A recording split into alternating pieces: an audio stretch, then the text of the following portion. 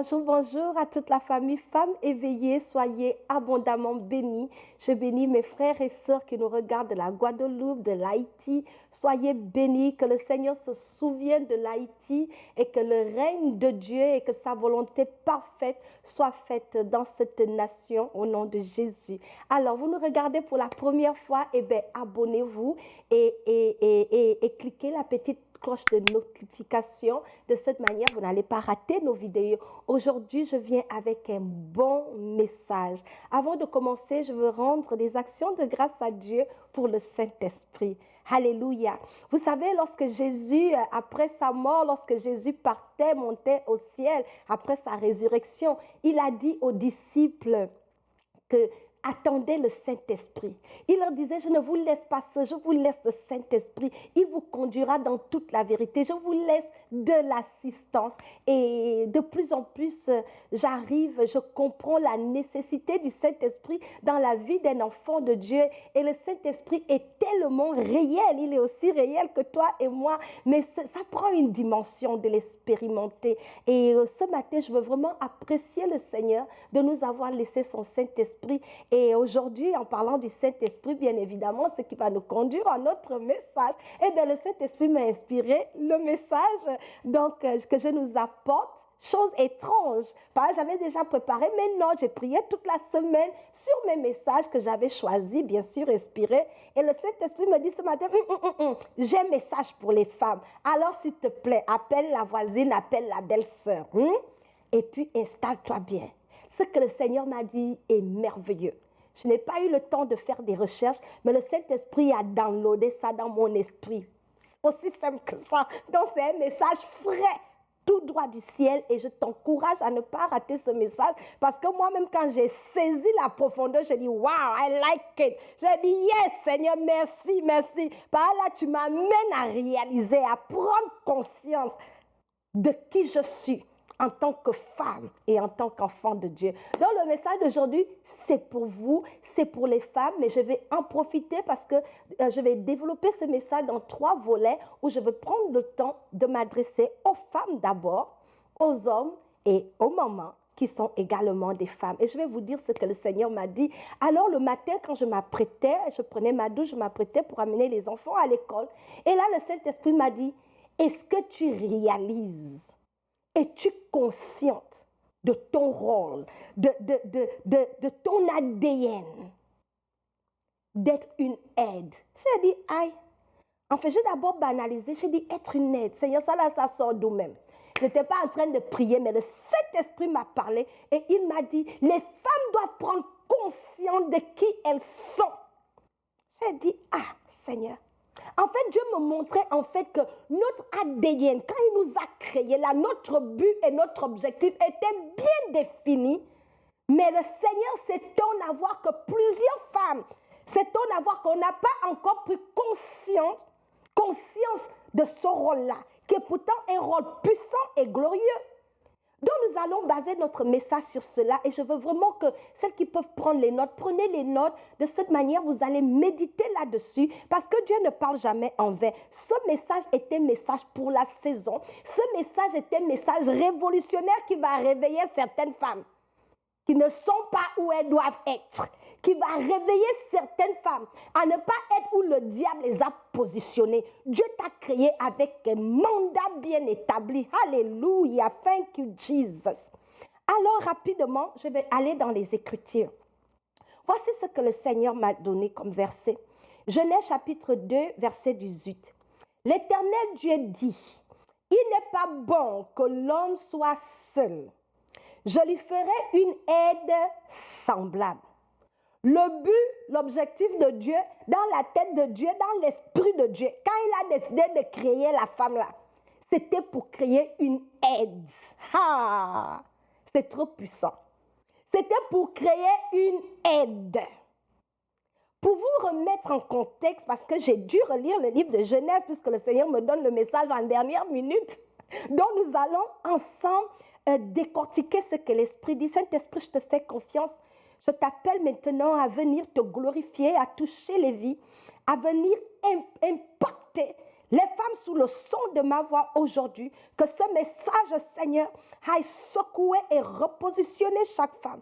J'invoque que ton Saint-Esprit et ta présence glorieuse, que ton onction coule sur moi maintenant, dans le nom puissant de Jésus, Seigneur, prends la plateforme maintenant. Seigneur, reçois toute la gloire et glorifie ton nom dans ce message. In Jesus' glorious name, I have prayed. Amen. Alors, je vais repartir dans l'analyse parce que j'ai dû poser et dire, une aide.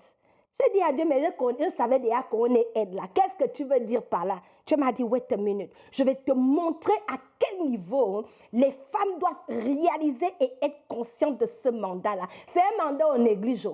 Et je vais vous montrer avant d'apporter mon analyse et comment le Saint-Esprit m'a expliqué ce message.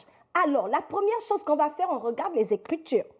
Dieu dit que, quand on lit dans le livre de Genèse, chapitre 1, au verset 31, la Bible nous montre que Dieu vit que tout ce qu'il avait fait, et voici tout était bon. Tout ce que Dieu avait fait à la fin de chaque chose, il créa le ciel, la terre. Lisez Genèse chapitre 1, chapitre 2. Vous allez voir qu'à chaque fois qu'une journée passait, lundi, Dieu créa telle chose. Il disait c'était bon. Il disait c'était bon.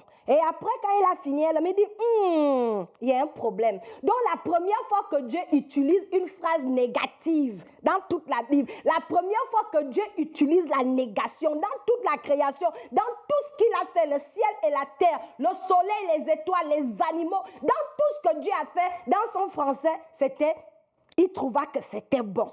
Il s'arrêtait là. Maintenant, venez avec moi dans Genèse chapitre 1, au verset 31. La Bible dit, Dieu vit que tout ce qu'il avait fait, Dieu vit tout ce qu'il avait fait, et voici, cela était très bon. Ça veut dire que dans Genèse chapitre 1, verset 21, Dieu, après avoir créé les poissons, les animaux, il a dit, c'était bon. Ensuite, dans Genèse chapitre 1, verset 25, Dieu, après avoir créé la terre, toutes les espèces, les reptiles, les wherever, il dit encore, c'était bon. À chaque fois, c'était bon. La première fois que Dieu a dit, c'était très, très bon là, c'était après qu'il ait créé la femme. Quand Dieu a fini de créer la femme, il a dit non, maintenant c'est du bon. Il commence la création en disant c'est bon, c'est bon, c'est bon. Après il s'arrête, il dit oh, il y a un problème. Non, ce n'est plus bon. Ce n'est pas bon pour que l'homme soit seul. Il faut que je crée une aide semblable qui va venir rendre cela bon. C'est comme ça que nous, les femmes, on rentre en jeu. Dieu nous crée maintenant. Et après que Dieu ait créé la femme, il dit, maintenant là, c'est très, très bon. Il commence en disant que non, ce n'est pas bon. Première fois. Et sur le non, ce n'est pas bon là, il a dû créer la femme pour que ça soit très bon. Lisez votre Bible. Et après, quand je continue dans la lecture, là on est dans le livre de Genèse chapitre 2, nous sommes le 6e jour après que Dieu ait créé la femme et qu'il ait dit c'était très bon. La Bible dit que Dieu se reposa le 7e jour. Donc ce n'est qu'après que Dieu ait créé la femme qu'il a décidé que là je peux me reposer. C'est là où Dieu a dit, c'est bon comme ça. Mission accomplie. Le travail est impeccable. Tout est en place. Dieu ne s'est pas reposé tant qu'il ne nous avait pas créés. Je veux que tu saisisses cela. Juste pour te montrer ton importance, ta valeur et le plan que Dieu a pour toi en tant que femme. Ce n'était pas petit. Il a fallu que Dieu te crée pour dire que c'était très bon. Et c'est après que Dieu t'a créé, toi et moi, femme, là, qu'il a dit, ok, là, je peux prendre des vacances. Mission accomplie. Alléluia, je bénis la parole de Dieu. Maintenant, je vais venir au cœur du message et vous montrer là où le Saint-Esprit m'a mené. On va aborder cela en 3 parties. Dans la première partie, Dieu m'envoie à nous exhorter, à interpeller chaque femme, à être consciente de ton rôle, de ton utilité, d'être une aide. De fois, on pense que quand quelqu'un aide, la personne là a un rôle secondaire. C'est faux. Être une aide, ça veut dire que tu viens compléter quelque chose, tu viens embellir quelque chose, tu viens aider à réaliser quelque chose. Dieu donne un mandat à l'homme, il dit soyez féconds, multipliez-vous. Et la femme est en partenariat avec l'homme pour rendre ce mandat-là réel.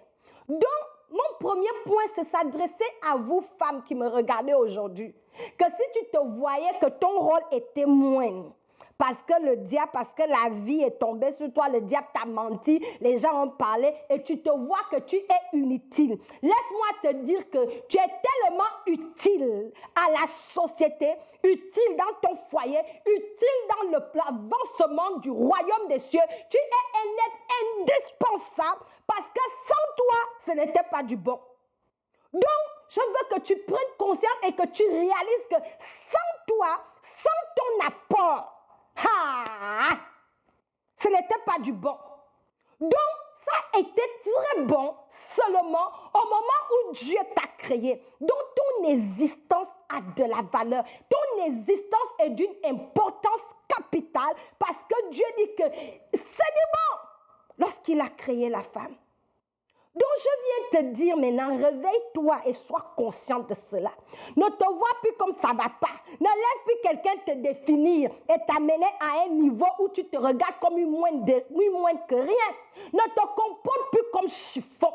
Ne te pavane pas à gauche, à droite, mettre n'importe quoi sur toi, sortir avec n'importe qui, réduire ta vie à des choses médiocres, à des choses sans avenir. Dieu dit que ton rôle est indispensable à la création. Donc, tu es plus grande que ce que tu penses. Ton habilité, ta capacité à faire la différence dans tout ce que Dieu a créé est d'une importance que toi-même, je ne sais pas. Si tu l'avais oublié, si tu as laissé les circonstances, si tu as laissé la situation, la famille d'où tu es sorti, les hommes qui ont abusé de toi, les situations qui te sont arrivées, t'amener à croire que tu es une moins que rien. Je viens te challenger et te dire que sors de ce mensonge-là. Quand Dieu t'a créé, il a créé quelqu'un d'absolument indispensable et il t'a donné l'habilité, la capacité d'embellir, d'être la cerise sur le gâteau, d'aider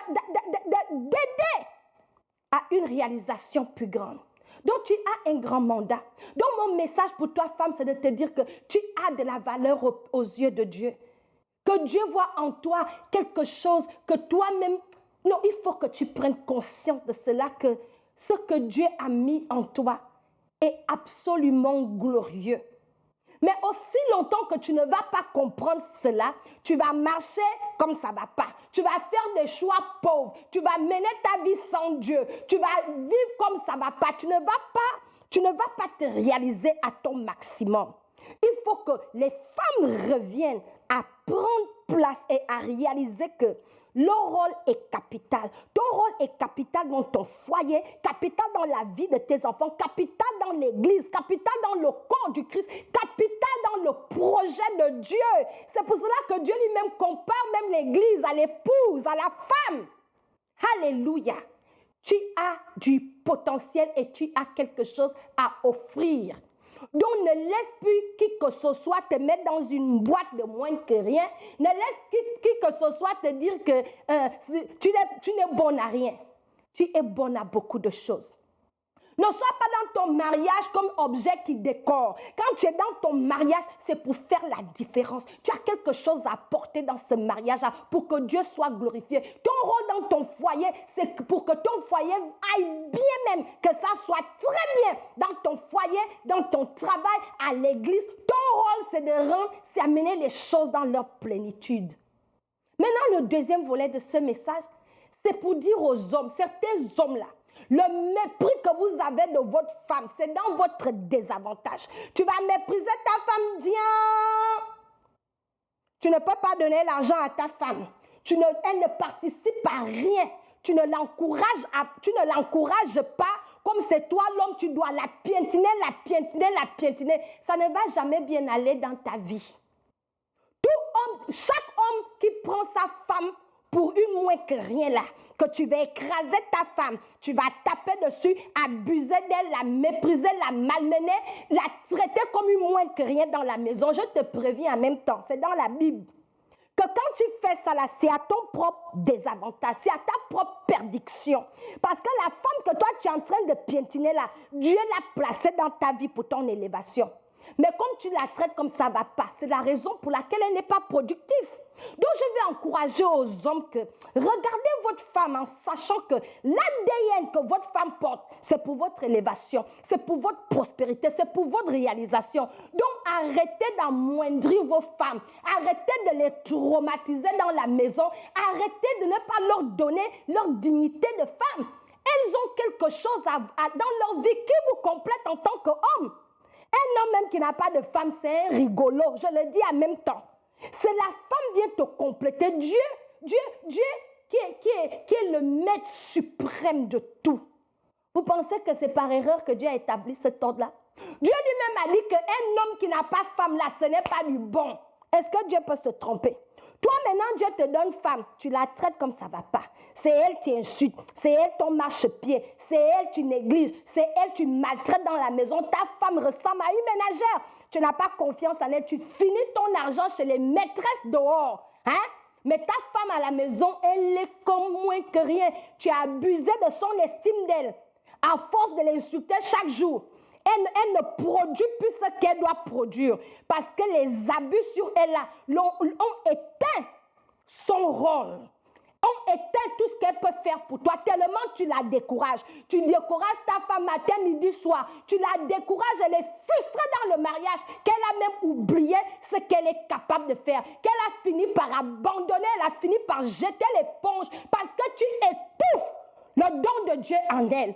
Je t'encourage, frère, si tu regardes cette vidéo, sache que c'est l'erreur que tu as, c'est l'erreur même, ta vie est où tu es là, à cause de la maltraitance envers ta femme. Mais quand tu vas commencer à réaliser ce qu'elle peut t'apporter, la valoriser, faire la place à ta femme, afin qu'elle puisse manifester son don d'assistante, d'aide, ça va bien aller pour toi.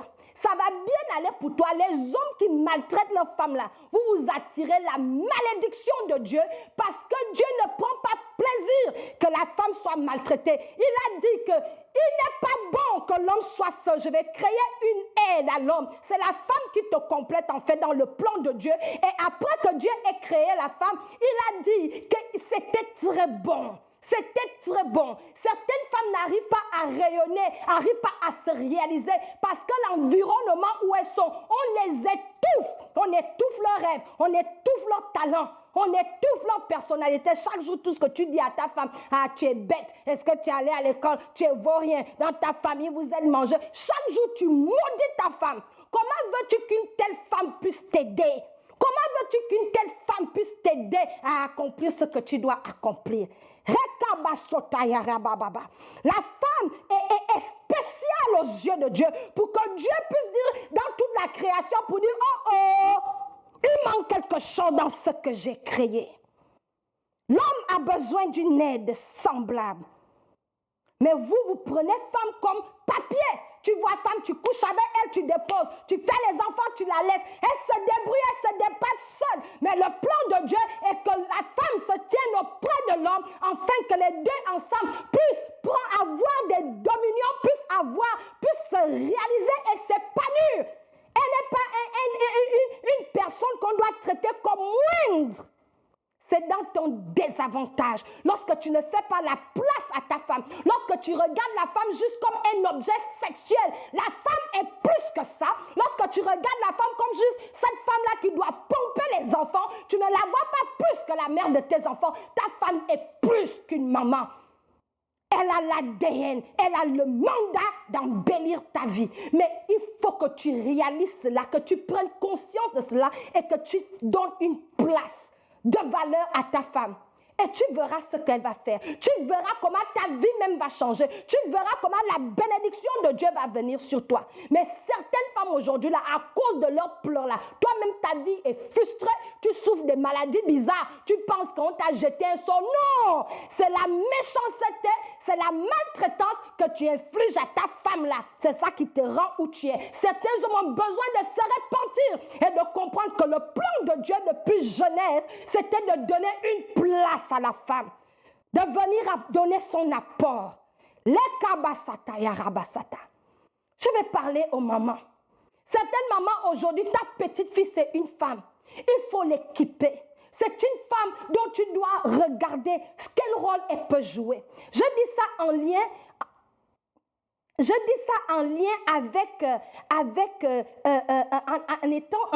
en tant que leader. Je fais du coaching, je parle avec plusieurs femmes. Je m'étonne à voir qu'il y a des femmes qui me disent que, même moi, si on m'épouse aujourd'hui, j'aurai des problèmes.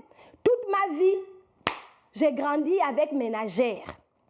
Donc, il y a des femmes, elles ont 40 ans, elles te disent qu'elles peuvent pas, elles sont intimidées d'aller à la cuisine. Comme quoi, elles ont trop grandi, vie de princesse. Toi, tu es maman, tu m'écoutes. C'est mal faire. Les femmes sont capables de faire un grand nombre de choses. Ne limite pas ta fille à une vie de princesse. Forme-la à influencer chaque sphère de sa vie pour que quand elle est mariée, elle puisse être capable d'aider son mari dans la pensée, dans la prise de décision, qu'elle soit capable de tenir sa maison. Quand les gens viennent, ils doivent voir qu'il y a femme ici. Mais vous formez vos filles aujourd'hui à aller à l'école. Marmite, elles ne peuvent pas tenir. Nettoyer la maison, elles s'appellent, elles sont perdues. Elles vont dans le mariage, elles vont frustrer certains hommes parce qu'on manque d'équiper la femme. Nous sommes capables de faire plein de choses. Quand Dieu a dit on est une aide là, on est capable d'aider dans tout.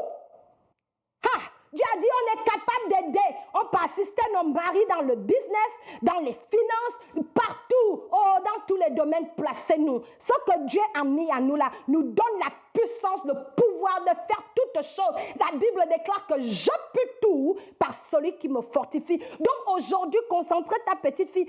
Fais l'école. Est-ce que tu es en train de la préparer à la vie?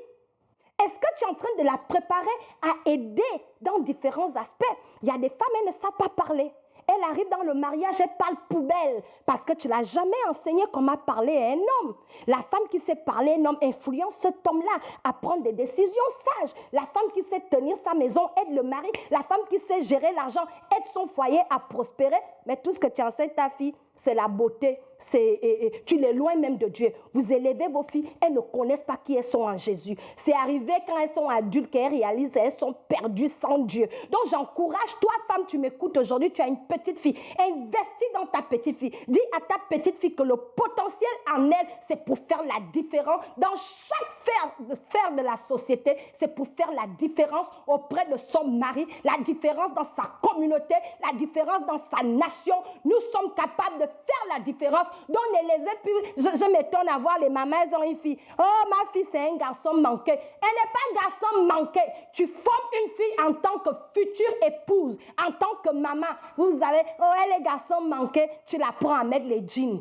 Elle se marie, elle met jeans dans la maison. Ensuite, elle vient monter sur la tête de son mari. Formons ces filles-là. Formons des Esther qui peuvent gérer les hommes au niveau de la royauté. Formons des Déborah, des prophétesses qui peuvent parler publiquement, qui peuvent faire fuir l'ennemi. Formons des Ruth, des femmes aimantes, soumises et dociles. Les femmes qui ont la loyauté, les femmes selon le corps de Dieu. Formons des femmes qui craignent le Seigneur. Parce que le Seigneur qui nous a donné ce mandat est le seul capable de nous amener à réaliser et à faire la différence dans notre rapport. Donc je viens rappeler à toutes les femmes, tu es dans ton mariage, tu regardes la vie passer devant tes yeux. Mon mari, tu trouves ton identité. Mon mari, non, tu es plus qu'une femme mariée. Ce n'est pas parce que tu es mariée que tu ne peux pas faire les autres choses. Tu n'es pas dans ton foyer, attends tout de ton mari. Tu es comme mineur, tu es comme enfant. Tu n'es pas enfant. Si tu es dans le foyer où le mari te traite comme enfant, là tu lui dis, chérie, il faut qu'on parle. Il faut qu'on parle. Je ne suis pas ton enfant. Je suis ici pour t'aider. Où sont les projets? Mais tu te contentes. Dieu a dit d'être soumise. Être soumise, ce n'est pas du maboulisme. Il y a certaines femmes qui ont interprété ça au mauvais endroit. Qui t'a dit que la soumission, c'est l'immobilisme? Tu peux être soumise tout en contribuant. Apporte de l'argent dans ton foyer. Élève tes enfants selon le Seigneur. Soutiens ton mari, soutiens ses projets. Gère ce qu'il apporte. Mais tu es assise comme mineur même. Est-ce que tu es mineur? Il faut lire la parole de Dieu. Quand tu lis la parole de Dieu, tu réalises que le potentiel en toi, c'est pour amener la gloire de Dieu sur la terre. C'est pour embellir la vie de ton mari. C'est pour affecter la jeune fille et ta communauté. Il faut que les femmes réalisent cela pour que tu puisses être épanouie. Et quand tu n'es pas en train d'aider là, tu es frustré. C'est pour ça que certaines femmes sont aigries. Parce que tu n'es pas épanoui.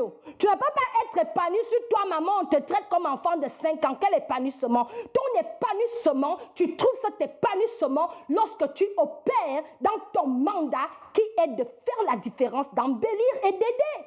Et d'aider. Aider ton mari, aider dans ta maison. Tu es une jeune fille, aide ta maman à la cuisine. Rends-toi utile. Dieu t'a créé pour influencer chaque sphère de la société. Tu as cette habilité-là à être tout ce que Dieu a prévu que tu sois. Tu as cela dans ton ADN et ton influence est majeure pour affecter la société, affecter la nation au travers de l'éducation de tes enfants, au travers de ce que tu apportes. Donc arrêtez de vous asseoir les pieds, les mains croisés à jouer les victimes. Vous êtes plus que ça. Vous êtes plus que ça. Lorsque Dieu nous a créés, il a vu plus grand. Il a vu plus grand.